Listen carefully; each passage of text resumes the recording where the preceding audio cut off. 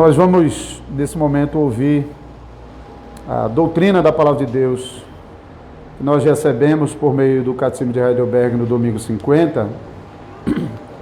Estamos tratando a oração do Pai Nosso nesse momento. Chegamos à quarta petição, pergunta e resposta 125 do nosso Catecismo. O pão nosso, qual é a quarta petição? O pão nosso de cada dia dá-nos hoje. Isto é, que supras todas as nossas necessidades físicas, para que reconheçamos que Tu és a única fonte de todo bem, e que sem a Tua bênção, nem o nosso cuidado, nem o nosso labor, nem mesmo os Teus dons podem nos fazer bem algum. Concedas, portanto, que possamos retirar nossa confiança de todas as criaturas e colocá-las somente em Ti. Então, essa citação e ensino vem da Palavra de Deus, que nós lemos em Mateus capítulo 6,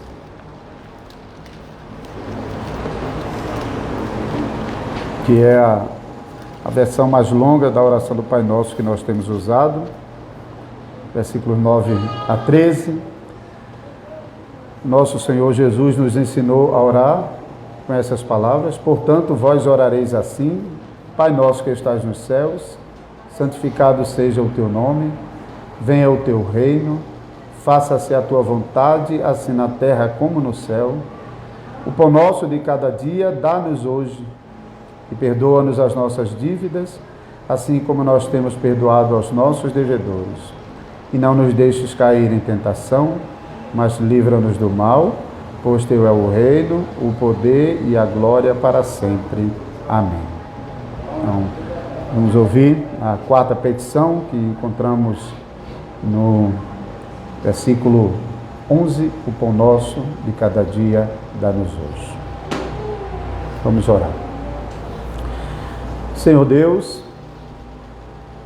nós apelamos à Tua bondade para que esse privilégio maravilhoso que nós temos de estarmos debaixo da pregação logo no comecinho do domingo e assim marcarmos a nossa semana, o começo da nossa semana, com a reunião pactual, com o nosso aparecimento na presença do Senhor, o privilégio que nós temos de sermos trabalhados pelo Espírito Santo, porque temos da parte de Deus essa promessa de que a Sua palavra e Espírito promoverá esse trabalho bendito em nós, sobretudo no dia do Senhor, nos cultos dominicais.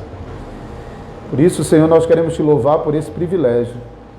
Estamos vivendo épocas de guerras e rumores de guerras em todos os lugares, e parece que os governantes estão aguçados para perturbar a tranquilidade do mundo e, sobretudo, a paz da igreja, criando tensão e instabilidade para perseguir o Teu povo e impedir a liberdade do Teu povo de cultuar livremente.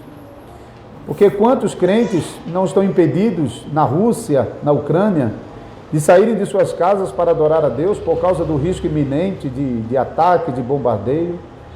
Semelhantemente, em Israel e ali na faixa de Gaza, e até estamos ouvindo agora de tensão, de guerra em nossas próprias fronteiras.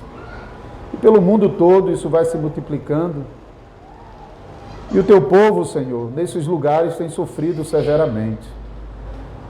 Nós Te agradecemos pela liberdade que nós temos de nos reunirmos aqui nesse endereço, com as portas abertas, com microfone, e ainda podendo falar de púlpito as coisas que são pecaminosas, reprovar o erro, chamar pecadores ao arrependimento e anunciar o nome do Senhor a esse mundo pecaminoso. Que privilégio nós temos. Nós oramos para que o Senhor não nos prive disso e não chegue o tempo quando nós vamos lamentar por termos desprezado a bondade do Senhor em nos conceder esse momento. E seja qual for o motivo, nós sermos impedidos de estar aqui. Por favor, Senhor, nos preserva em saúde, nos preserva com paz em nosso país, nos preserva com o coração crente, para que nenhuma dessas coisas seja obstáculo a nós. Por favor. E agora que estamos aqui, nos abençoa com a tua palavra. E todas as igrejas de Jesus Cristo. Amém.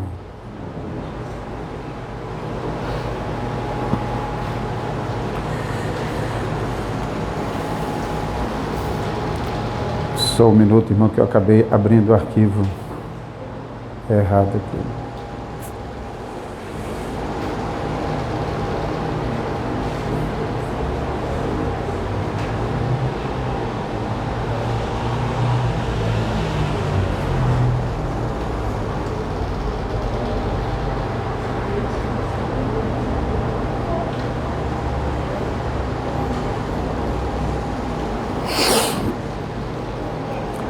Amada congregação do nosso Senhor Jesus Cristo, a quarta petição da oração do Pai Nosso nos ensina, entre outras coisas, que nós temos que viver uma vida contente, modesta, isso é, não vivermos uma vida ingrata e também não cobiçarmos coisas grandes demais. Também nos ensina a sermos generosos com os nossos irmãos e com os nossos semelhantes. Isso fala sobre a atitude egoísta.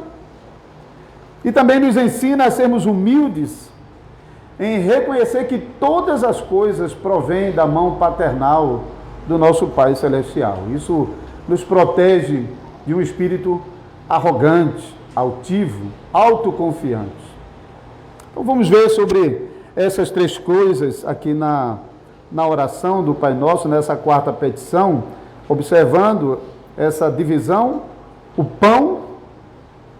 Então, o pão de cada dia é o pão nosso e nós somos instados a pedir, dá-nos, como uma criança que se aproxima do Pai, estendendo a mão e pedindo.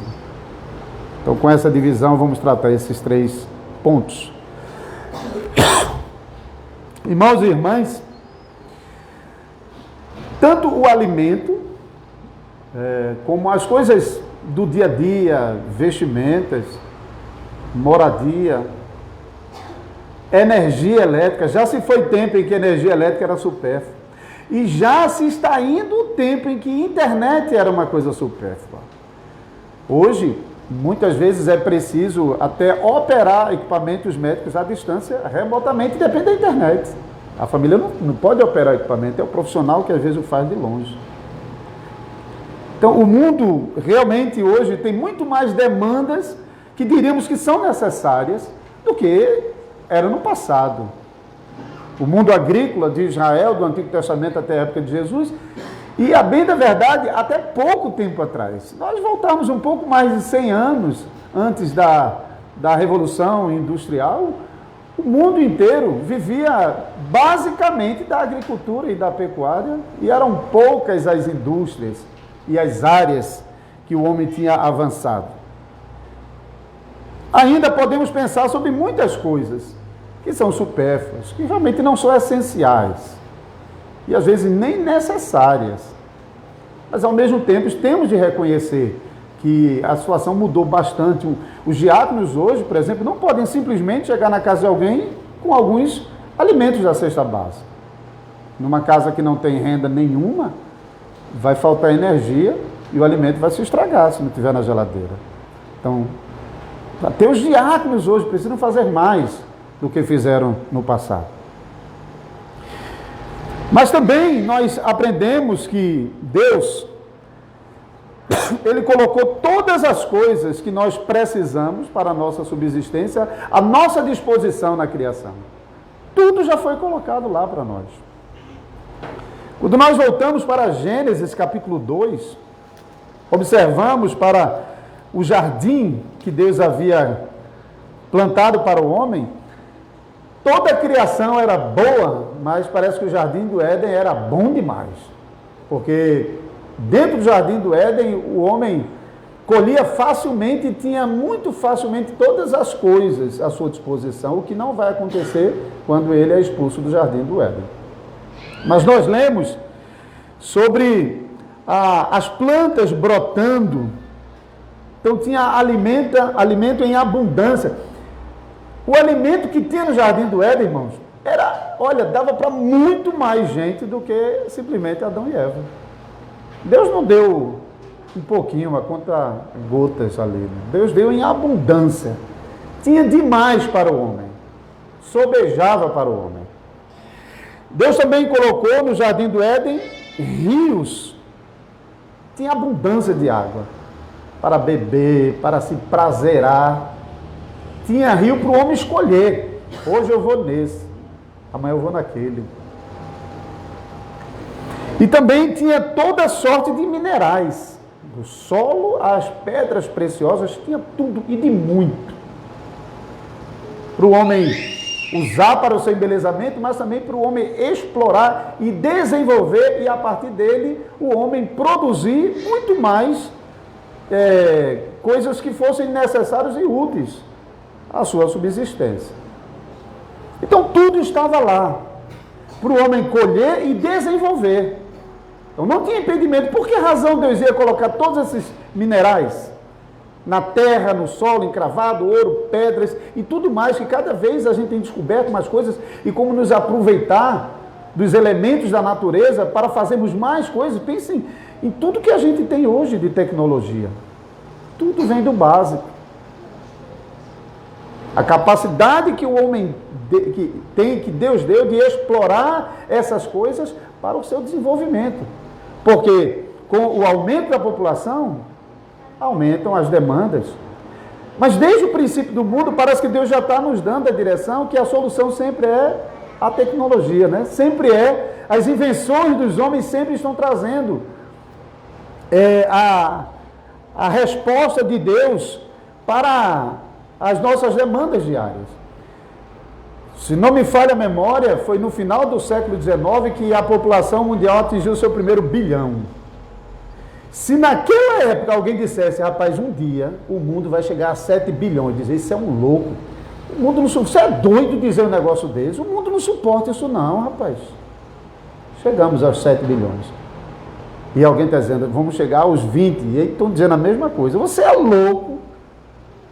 Mas Deus sempre cuidou da sua criação, nunca abandonou a sua criação, sempre deu à sua criação sabedoria para que as demandas que surgem fossem supridas com todos os recursos que Deus colocou à nossa disposição e com a sabedoria que Ele está nos dando. Não devemos ter medo. Embora eu não tenha a expectativa de que vamos viver tanto assim, eu pelo menos espero que o nosso Salvador Jesus volte para reunir o seu povo, porque não há nada melhor do que estar com o Senhor na eternidade. Não há vida nesse mundo melhor do que estar com o Senhor. Nós temos da parte de Deus essa promessa. Então, alimento, bebida, os minerais, tudo.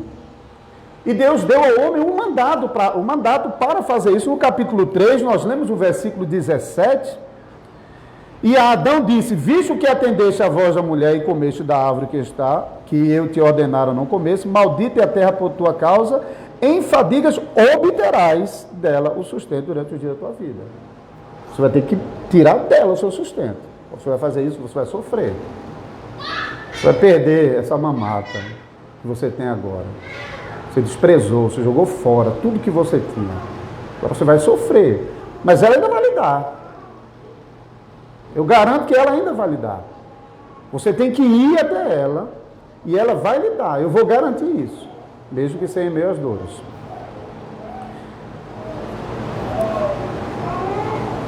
Continuando essa leitura, ela produzirá também cardos e abrolhos, e tu comerás a erva do campo. No suor do teu rosto comerás o teu pão, até que tornes a terra, pois dela foste formado, porque tu és pó e ao pó tornarás. E o versículo 23, o Senhor Deus, por isso, o lançou fora do jardim do Éden, a fim de lavrar a terra de que fora tomado. Vai ter que trabalhar, vai lavrar, mas trabalhe na confiança de que a terra vai dar, porque Deus prometeu. Talvez vai exigir um pouco mais, vai ter que suar mais. Por exemplo, fazer as plantas brotarem no sertão dá mais trabalho. Mas que bênção a gente tem o Vale do São Francisco ali, e com uma possibilidade enorme de fazer irrigação para as áreas até mais distantes, transformar aquele deserto em área cultivável. Ou seja, Deus nos deu a terra que dá, nos deu o mandato para trabalhar, nos deu os recursos minerais para explorar e nos deu capacidade para isso. Os homens é que às vezes, por politicagem, quer atrapalhar o mandato de Deus. Mas todas essas coisas já estão lá, irmãos, para todo mundo, não é só para nós crentes. Esse mandato está lá, é mandato de criação para toda criatura. Deus nos deu tudo, nos deu as condições para que, apesar do dano que o pecado tem causado, nós possamos explorar a terra e dela tirar o nosso sustento. Então Deus não nega essas dádivas, essa bondade, nem mesmo aos réprobos. Jesus disse, fazendo com que o sol venha sobre justos e injustos, e que chuva venha sobre justos e injustos. Deus não privou o restante da sua criação. Deus não seleciona a chuva onde ela vai cair. Só na casa do crente, só na horta do crente. Deus manda abundantemente. Claro que os ímpios não reconhecem que isso é uma dádiva de Deus. Os ímpios não louvam a Deus, não agradecem a Deus, não celebram a Deus. Mas os crentes, conforme 1 Timóteo capítulo 4, versículo 3, devem receber todas as coisas com ações de graças. Os ímpios estão recebendo a mesma coisa. O pão que está chegando na minha mesa, está chegando na mesa dos meus vizinhos descrentes. Lá eles não estão abrindo a boca para louvar a Deus, mas nas nossas casas, sim. Nós e nossos filhos estamos lembrando, olhando para o pão, para o alimento sobre a mesa, dizendo: o Senhor tem sido bom com a gente. Louvado seja Deus.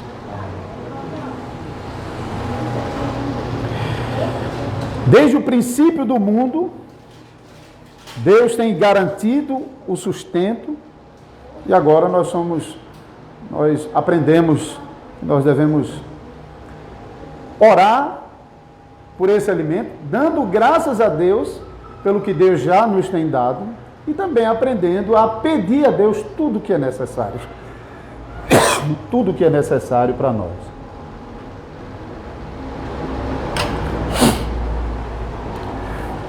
Então Deus nunca deixou de se preocupar com as coisas necessárias para a nossa subsistência, nem antes nem depois da queda.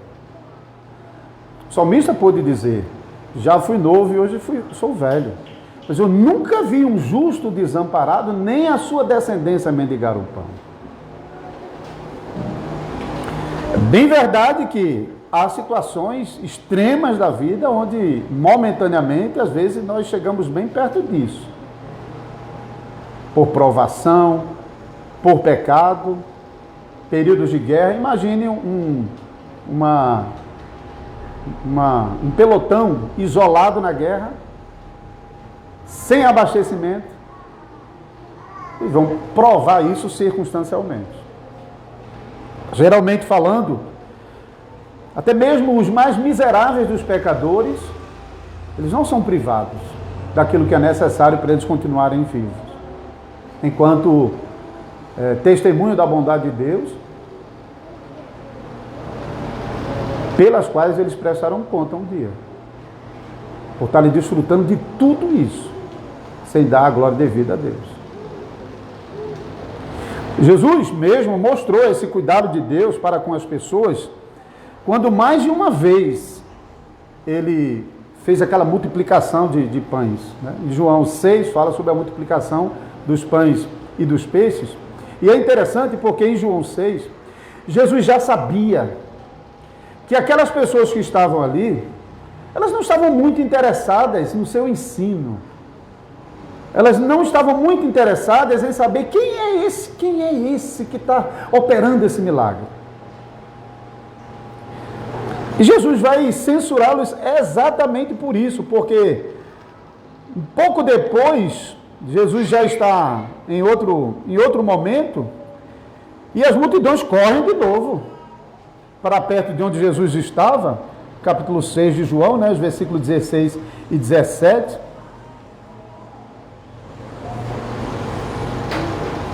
No versículo 5 inicialmente, Jesus havia dito, então Jesus, erguendo os olhos e vendo a grande multidão, vinha ter com ele, disse a Filipe, onde compraremos pães para lhe dar de comer? Jesus já sabia, a multiplicação já estava em vista, mas ele está provando os discípulos. Então, quando diz, olha, nem 200 denários, vocês se recordam, um denário era o equivalente a um dia de trabalho, né? Então, bota aí, nem 200, arrecadar de 200 dias de trabalho seria suficiente para dar comida a toda essa gente. Mas Jesus mostrou que não precisava disso, bastou aquele cestinho com 5 pães e 2 peixinhos que um menino tinha trazido para fazê-lo multiplicar, de modo que comeram até se fartar.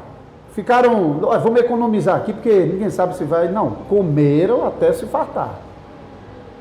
E ainda sobrou.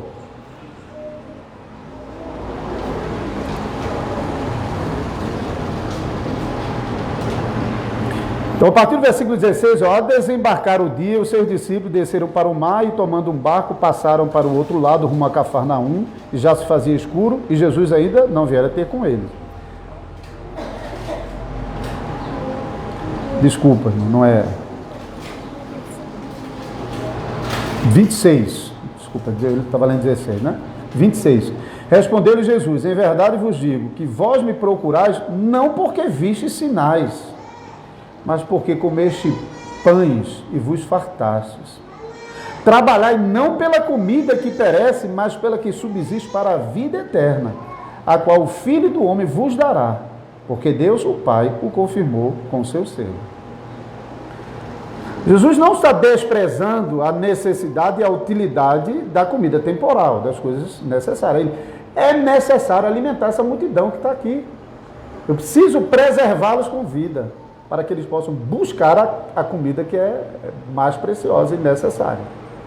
Então, as coisas temporais dessa vida são necessárias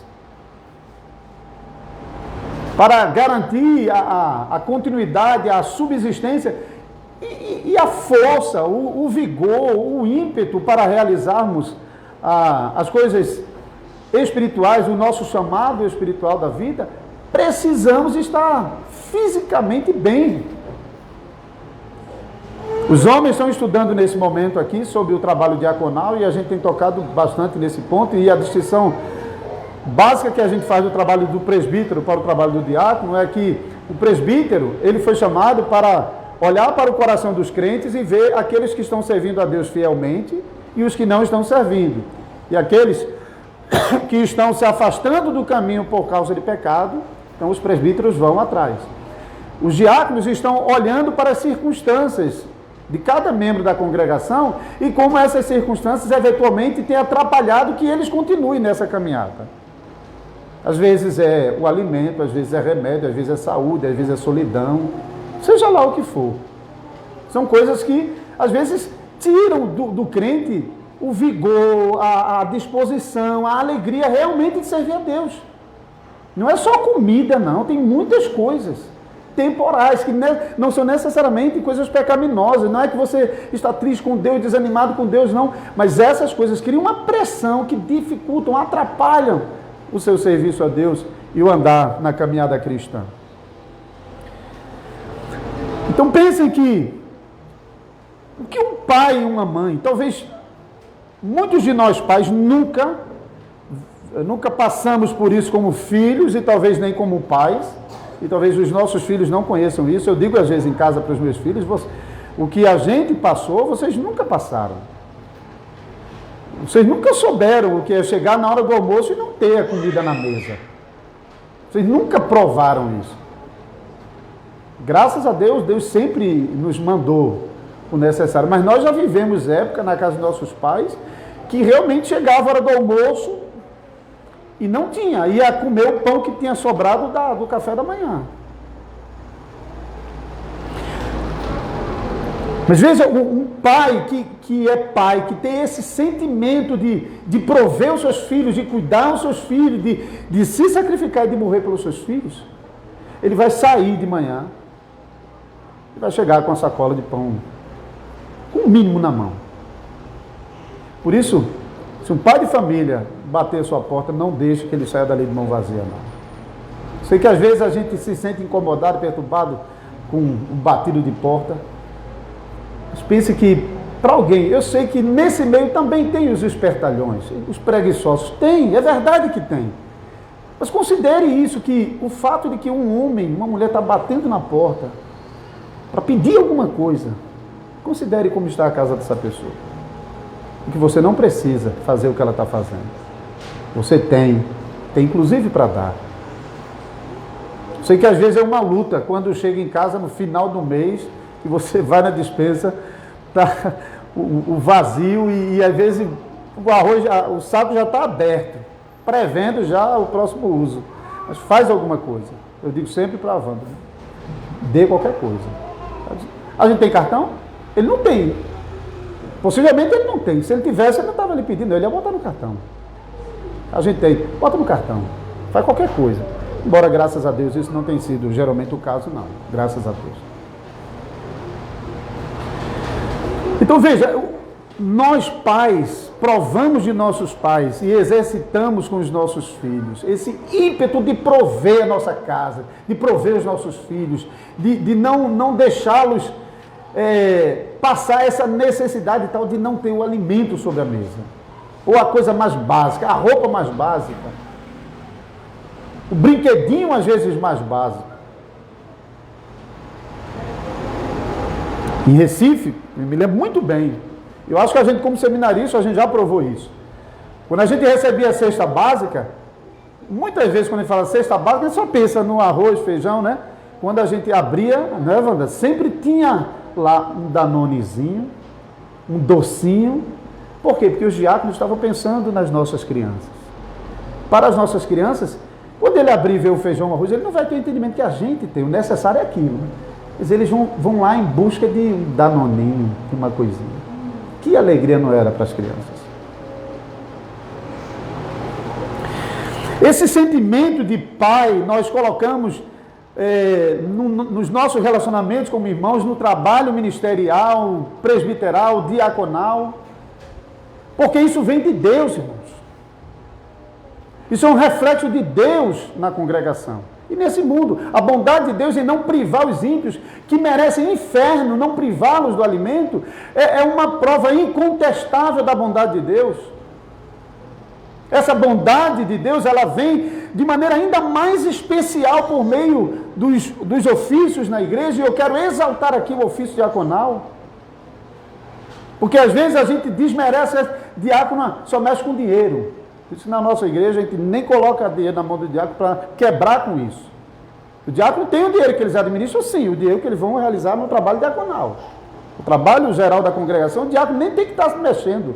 Não é o homem do dinheiro da igreja. Ele tem um ministério maravilhoso, poderoso. Por meio dos diáconos, as congregações da igreja vão provar de forma ainda mais efetiva sobre a bondade, a generosidade de Deus, quando em algum momento da sua vida, em qualquer que seja a área, a situação momentânea, temporal, não está ajudando a servir a Deus. Os diáconos vão chegar e serão as mãos de Cristo alisando a cabeça dessa família e consolando e dizendo: eu vou cuidar de você, meu filho. Cada membro da congregação que recebe diáconos em sua casa, e cada diácono deve olhar para esse ministério como um reflexo da bondade e do cuidado de Deus para com o nosso corpo, para com as nossas necessidades temporais. Então devemos ter essa confiança em Deus, não somente que nós não vamos passar fome, mas que nós teremos as nossas necessidades básicas supridas. Isso é mais do que não passar fome. Alguém pode não estar passando fome, mas as suas necessidades básicas não estão supridas.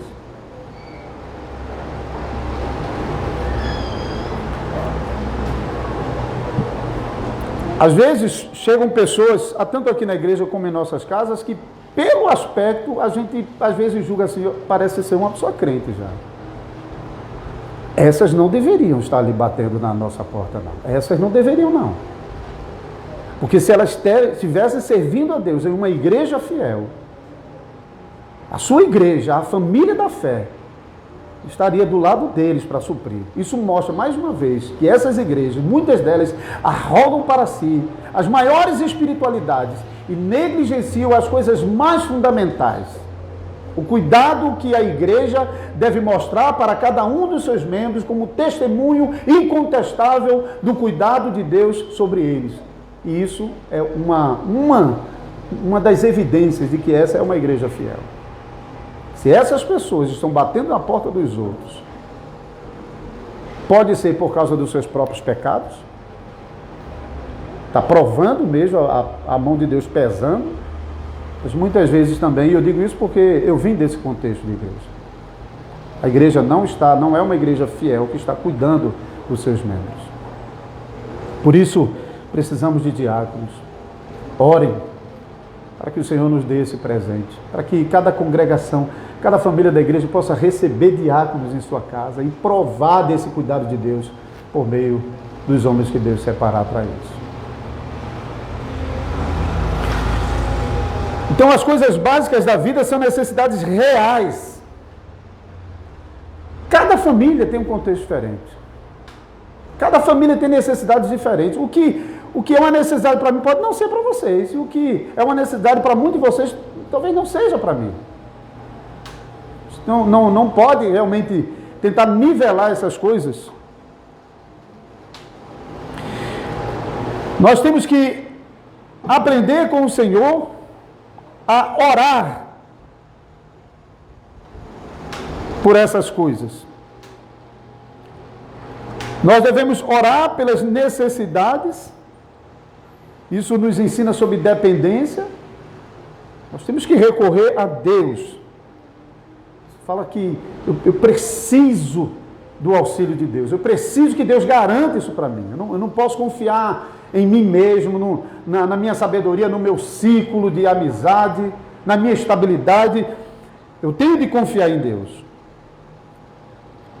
Mas também fala sobre buscar, não apenas orar pelas coisas necessárias, mas buscar as coisas necessárias como parte da nossa responsabilidade. Já citamos Gênesis. 2 Timóteo capítulo 3, versículo 10, o apóstolo Paulo censura pessoas na igreja que estavam de onde eu vi, aí dizia, fulano vive pela fé. Viver pela fé significava não trabalhar e viver na casa dos outros, tentando tirar alguma coisa de cada um. Isso não é viver pela fé. Isso é preguiça. Isso é condenado. Eu não quero de jeito nenhum, irmãos, que o meu exemplo seja um mau exemplo para os irmãos, em que os irmãos estão trabalhando, estão dando as suas ofertas, estão contribuindo para o Ministério da Palavra, para sustentar um homem que não está realizando bem o seu trabalho. Então, o sentimento que brota naquele momento é que a igreja está fazendo favor. E daqui a pouco, esse sentimento de fazer favor vai minando, e daqui a pouco vai faltar o prazer e a alegria de cumprir os seus compromissos de oferta, porque eles olham para aquele homem que deveria ser um exemplo para a congregação, e tudo que eles veem é um homem que parece estar se aproveitando do rebanho.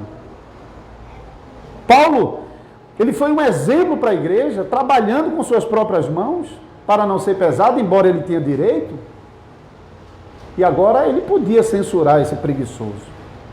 E se você não quiser comer, se você não quiser trabalhar, também não coma. Mas a igreja, então, estava sendo instruída que não devia simplesmente chegar lá com alimento, porque se tratava de um homem preguiçoso que deveria aprender a sua responsabilidade e sofrer os danos. O diácono não é somente transportador de cesta básica. Diáconos vão para as casas com a palavra de Deus, para ensinar a sermos todos bons mordomos. E quando perceberem que não se trata apenas de questões circunstanciais, os diáconos vão para os presbíteros fazerem também o seu trabalho e pastorear aquele coração rebelde. Agora, ao mesmo tempo que nós devemos orar e devemos buscar trabalhar pelas coisas necessárias, tenham muito cuidado, irmãos, para não buscar mais coisas do que realmente é necessário. Isso pode parecer muito bom no primeiro momento. É claro que eu não estou censurando, eu mesmo busco um pouco mais para a minha família. Nós fazemos alguns trabalhos por fora para nos proporcionar um pouquinho a mais. Então, se isso está errado, o primeiro errado sou eu e o mau exemplo aqui é meu mesmo. Mas, ao mesmo tempo, se você está buscando mais e mais e mais, na prática o que acontece é que quanto mais nós temos, mais preocupação nós teremos, mais tempo nós vamos investir para manter aquele trabalho, mais frustrações nós vamos ter, e no final das contas, o barato saiu caro. Você trabalhou demais e não está desfrutando tranquilamente. Então, sim, o mandato para nós sairmos em busca das coisas necessárias vem da criação. Mas cada um de nós devemos realmente recorrer à sabedoria da palavra de Deus para avaliarmos como família quais são as coisas necessárias para nós. Então, todos os que estão se preparando para casar ouviram isso nas nossas conversas. Entre no casamento já procurando viver, olhando para cima, pronto, eu tenho lá o meu limite, o meu teto lá, mas eu quero viver aqui embaixo. Não tente viver lá no limite, porque isso é trágico em nosso país, para não falar no restante do mundo. Porque são vários os exemplos que vocês vão ver perto de vocês, de pessoas que têm um padrão de vida hoje. Ele aumenta de função, aumenta o salário, continua o mesmo aperto. Ele pode depois arrumar outro trabalho, ele vai continuar no mesmo aperto, porque o problema não está no quanto ele ganha. O problema está no mau uso dos recursos. O problema está no fato que ele está buscando cada vez mais, para ele estar se cercando de cada vez mais coisas para o seu conforto. Só que isso está tirando dele o tempo de cuidar da casa, às vezes afetando o casamento, a falta de cuidado com os filhos às vezes está sendo uma tragédia, os compromissos com o reino de Deus têm sido negligenciados. Temos de aprender aquilo que o Senhor Jesus está nos ensinando aqui. Pedir o pão. Isso nos ensina a pedir aquilo que é necessário. Trabalhar pelas coisas necessárias. Eu diria assim que, ordinariamente, o que acontece é que quando nós estamos sendo fiéis no nosso trabalho, e podemos trabalhar muito, tá? Não estou dizendo aqui que tem que trabalhar pouco, não. O Senhor nos deu 6 dias para trabalhar, e fazer tudo que a gente precisa. Então vamos trabalhar. Mas tem que ter equilíbrio entre o trabalho e as outras responsabilidades. Mas veja, quando os crentes estão sendo fiéis nos seus trabalhos, eles estão ganhando mais e isso está virando uma reserva que vai ser para ele um auxílio nos momentos de maior dificuldade. Além do fato de que ele poderá cumprir melhor o seu segundo mandato, que é o que nós vamos tratar em seguida, que é usar o pão em cooperação com os nossos irmãos. É o nós da oração do Senhor. Nós oramos o pão nosso, dá a nós. As buscas pessoais, egoístas, mais do que necessário, sem contentamento, trazem frustração. Tem muito crente frustrado, porque pede e não recebe, busca e não alcança, bate e não se abre. Porque está buscando coisa grande demais, está desprezando a Deus por causa dessas coisas.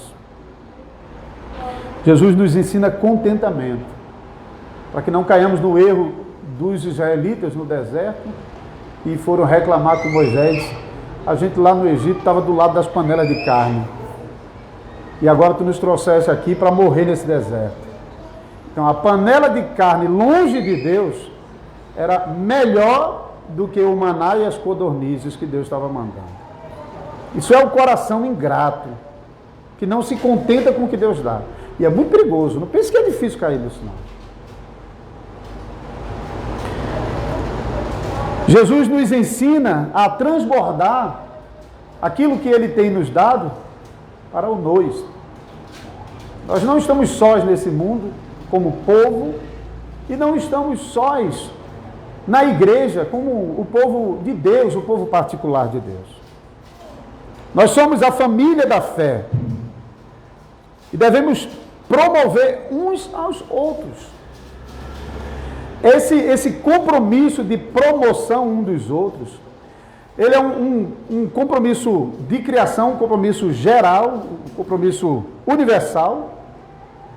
Mas esse compromisso universal, ele respeita certa ordem.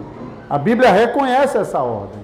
A ordem que primeiro você vai fazer com os de casa. Isso está lá em Gálatas capítulo 6, versículo 10 e 1 Timóteo 5,8. Primeiro, ele fala sobre aquele que negligencia o cuidado com seus parentes, negou a fé, pior que os descrentes.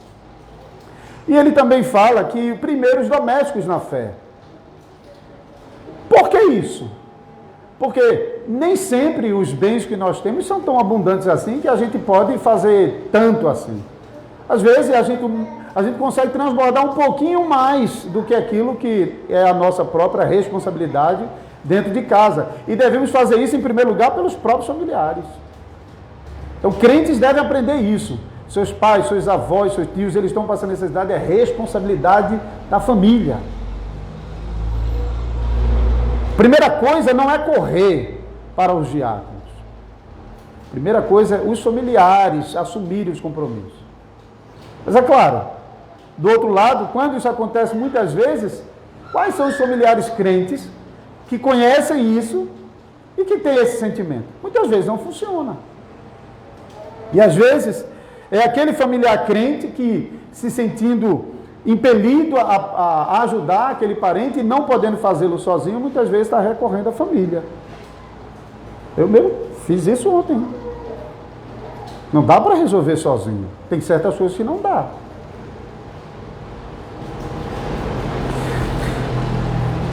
Outra coisa também que os homens ouviram aqui, agora a congregação vai ouvir, é que eu já disse aqui na reunião dos homens, se chegar aqui 10 pedidos de ajuda, se você tinha 100 reais para dar, dê 10 para cada um, mas atenda os 10.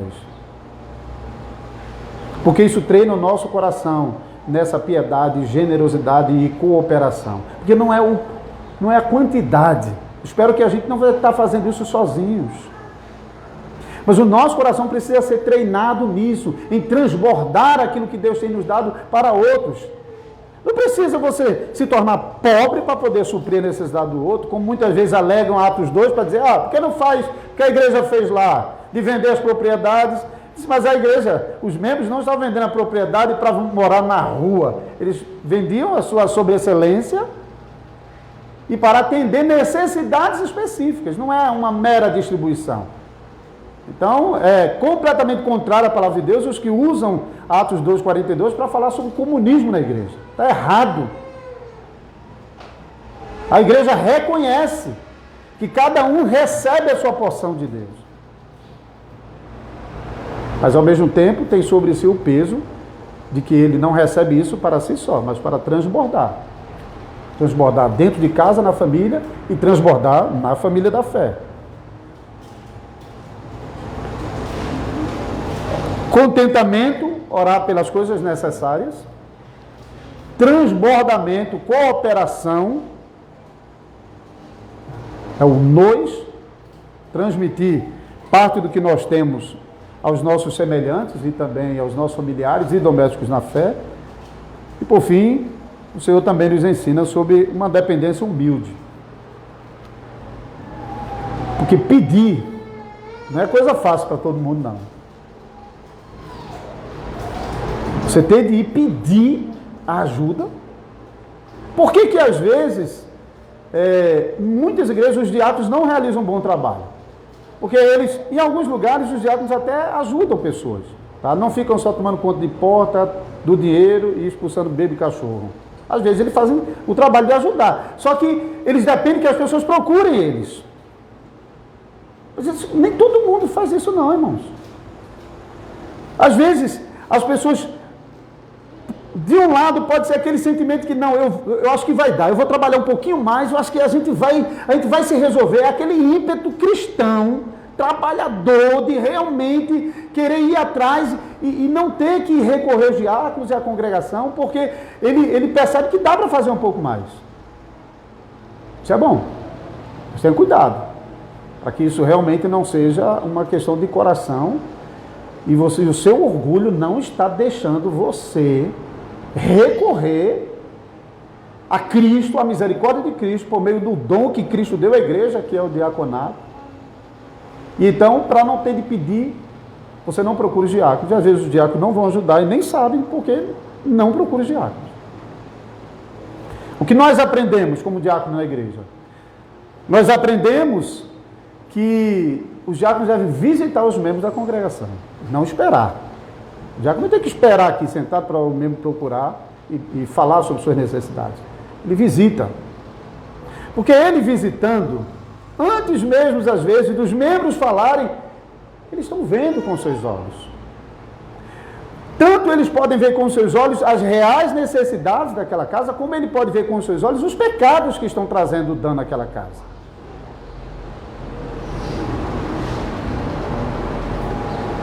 E seria difícil que os diáconos perguntando para essa família, como vocês têm conseguido viver cada dia? Como tem sido a rotina de vocês para ter as coisas básicas diariamente? Dificilmente. Precisa ser muito duro diante do Senhor e dos servos dele para realmente dizer, não, Deus, está tudo bem. Pelo menos eu espero que não. Então, ir a Deus, orar e pedir, nos exercita na humildade. Orar implica em que a gente depende de alguém. Pedir significa que a gente precisa. Isso pode ser em qualquer coisa. Se você está com o carro quebrado no meio da rua, você não está conseguindo resolver, por favor, moço, você pode, eu mesmo com esse aí até que está me ajudando, mas eu já tive tempo que era muito pedido na rua, dá para você empurrar aqui? Já passei por essa fase. Pedir mostra que você naquele momento é impotente, você não consegue, você precisa de ajuda. Orar nos treina nessa humildade. Por isso que temos que orar, não é só porque gostamos, que achamos bonito, porque nos treina a sermos humildes e não sermos arrogantes.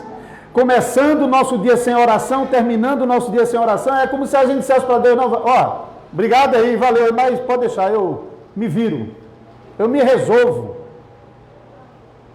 O crente que começa o dia humildemente, orando a Deus, seja deitado na cama, seja de joelho dobrado, seja em pé, ou já na sua cadeira, às vezes eu faço na cama, às vezes, geralmente de manhã, eu já faço lá no escritório, à noite, antes de dormir, que eu faço na beira da cama. Começar o dia e terminar o dia dizendo, Senhor, obrigado, porque eu pedi que o Senhor me ajudasse a conduzir minha casa nesse dia, e o Senhor me deu tudo o que era preciso. Terminar mais um dia, as portas estão fechadas, minha família dentro de casa, e a gente vai dormir, não confiando na grade, mas que o Senhor, nosso guarda, que geralmente é a minha oração da noite. Não somos capazes de garantir o nosso sustento, nosso trabalho, nossa saúde, nossa vida, não adianta, ninguém consegue. Ele pode botar, o ricão bota lá toda a segurança que for, ajuda, com certeza ajuda. Mas isso não impede que o mal chegue até ele. Bota carro blindado, mas ele vai sair do carro uma hora, não vai? Ele também vai mudar de blindado. Mas na blindagem tem um pontozinho fraco lá. Sempre não adianta. Às vezes a gente bate no bolso, a gente tem dinheiro para comprar a comida. Mas pode faltar no mercado. Aí os que têm mais vão levar vantagem sobre os mais pobres. Ele pode pagar mais caro e o pobre não pode. Mas pode chegar ao ponto de que ele nem tem a saúde para comer aquilo que o muito dinheiro dele pode botar na mesa. A nossa vida, irmãos, é uma interdependência muito complexa. Se você for, Deus precisa mandar chuva para o campo e mandar pessoas capazes e dispostas para trabalhar, para que saia a comida de lá e atravesse um monte de etapa até chegar na mesa da gente. Nosso trabalho é só uma das etapas. Tem gente que confia no trabalho, porque acha que porque está trabalhando, está ganhando muito, está resolvido. Isso é uma etapa. Eu acho que eu já mencionei aqui, eu tive uma experiência há uns anos atrás de o CPF ser bloqueado. Olhe, hoje, na mão dos nossos governantes, que tem o controle do nosso CPF, não adianta você ter reserva, investimento, bloqueou o CPF, corta tudo, tudo. O rico, de uma hora para outra, está no desespero. A gente está vendo isso acontecendo agora, o nosso Supremo Tribunal fazendo isso com pessoas, cortando qualquer possibilidade de receita, bloqueando o CPF, ele recorrendo a outras pessoas, eles indo lá e bloqueando, a pessoa tendo que... Imagine você na situação dessa. Não adianta, ninguém consegue garantir o seu. Todos nós dependemos do Senhor. Temos de reconhecer, como o Catecismo está dizendo, Ele é a nossa fonte de todo bem. Qualquer bem nessa vida vem dele. Se Deus fechar a mão por um momento, já era, meu amigo. Acabou. Salmo 104 vai dizer isso sobre os animais que vão ao campo para buscar o seu alimento. Se Deus abrir a mão, eles se fartam. Se Deus recolher a mão, eles entram em desespero. Não brinque, não. Não devemos confiar em nós, na nossa capacidade, na nossa esperteza, na nossa saúde, na nossa estabilidade, no nosso trabalho, no dinheiro que já temos reservado. Não adianta. Isso não garante nada. O Catecismo diz, sem a tua bênção, nem mesmo as tuas dádivas. Ele está dizendo isso, até as coisas boas que são corretas, não tem nada de errado. Tudo isso aqui são coisas boas e corretas. Se Deus não abençoar, se Deus não confirmar, são coisas boas, mas para você vai ser a sua ruína, essas coisas boas. O trabalho, o dinheiro, a comida.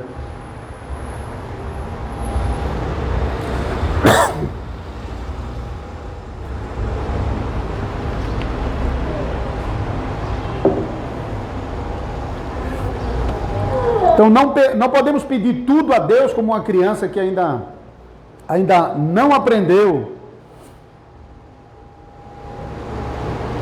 que Deus nos dá aquilo que é necessário. Tem criança que parece que não aprende isso em casa e os pais às vezes estão permitindo que crianças peçam coisas demais aos pais. Isso ensina erradamente aos filhos, que ele vai ter mais dificuldade de confrontar essa estrutura com aquilo que é a palavra de Deus. Se o filho está acostumado em casa a fazer do pai gato e sapato, e tudo que pede o pai se mata para dar, ele está ensinando o filho que, por analogia, vai ser a mesma coisa com Deus. As nossas crianças, por ímpeto, é assim, elas vão fazer isso. Elas vão pedir o que elas querem, porque elas não entendem ainda o que é o necessário. Elas não entendem o que é o necessário, elas entendem o que elas querem. Elas não estão erradas nisso, elas são crianças, estão aprendendo. Mas nós temos que ensiná-las que elas precisam, que nós vamos nos esforçar para dar a elas o que é necessário. E o que é necessário e bom para o desenvolvimento dela. Isso às vezes é um pouco mais do que o feijão com arroz, com certeza. Com certeza é um pouco mais. Mas ainda dentro de um limite cristão que nos ensine a não pedirmos a Deus tudo que nós queremos. Nós pedimos a Deus aquilo que nós precisamos. O pão de cada dia nos ensina aquilo que é necessário para a nossa subsistência. O que inclui conforto, o que inclui o carro para trabalho e para outros compromissos. E, como eu comecei dizendo aqui, compreendemos que a nossa época não é a época da agricultura e da pecuária. Nós vivemos demandas diferentes. Mas mesmo nesse tempo, a sabedoria cristã realmente tem que se impor para não criarmos situação de instabilidade dentro de nossa casa. Os pais precisam desde cedo ensinar os seus filhos que aquilo que eles querem, eles vão alcançar por meio do trabalho, fala sobre a sua responsabilidade, e da bênção de Deus sobre ele. Fala do seu dever de orar em tudo que eles vão fazer, tudo que eles precisam, tudo que eles querem, a submeter isso a Deus. A criança tem que aprender em casa com a gente a orar por tudo. Alguma coisa, vamos orar, filho, ensina ele que ele tem que orar, ele tem que entender que ele isso aí não vai aparecer por estalo. Ele vai ter de trabalhar, mas não é o trabalho que garante, é Deus, por meio do seu trabalho. Então, não podemos pedir tudo o que nós queremos, mas também não devemos deixar de pedir. Pedir é ordenança divina, nos treina em humildade, em dependência e confiança a Deus. E evita que nos tornemos pessoas autoconfiantes, soberbas. Por fim, se você é esse crente que, apesar de todas as fraquezas, está lutando, tá, para isso. Nós, como crentes, isso é a nossa vida, é o nosso caminho. A gente quer isso. Eu quero fazer aquilo que Deus realmente está ensinando. Então, você é um crente humilde, um crente simples, modesto, não está buscando coisas grandes demais. Salmo 131, de vez em quando a gente canta isso. Mas você trabalha pelo pão de cada dia. Você reconhece que tudo vem da mão de Deus. E você tem prazer em fazer transbordar aquilo que você tem para outras casas. Graças a Deus, eu já antecipo aqui para os irmãos, minha cunhada Vanusa, a filha dela, porque ela nem está em condição de falar, mas a filha dela já disse que vai gravar um vídeo depois para agradecer as muitas pessoas que já ajudaram e enviaram alguma oferta, até igrejas. Ontem ligaram para mim, diaconias de igrejas, que estavam enviando valor para ela. A gente sabe que ela não é a única, tem dezenas, se não centenas de famílias lá na mesma condição.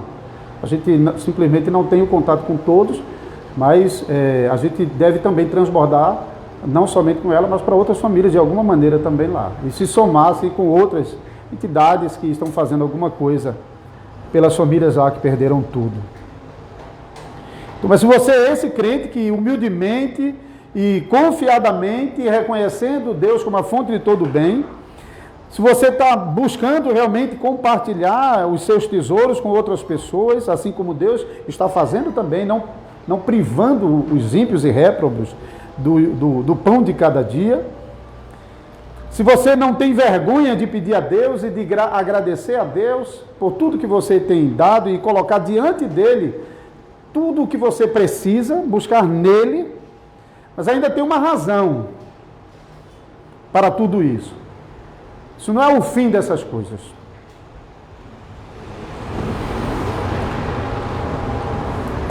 Essas três petições, começando pela quarta petição que nós teremos aqui, isso tem a ver com as petições anteriores. Por que Deus está mantendo você vivo? Porque Deus está dando a você o necessário para você ter vigor e força. Porque você foi chamado para fazer a vontade de Deus, foi a petição anterior.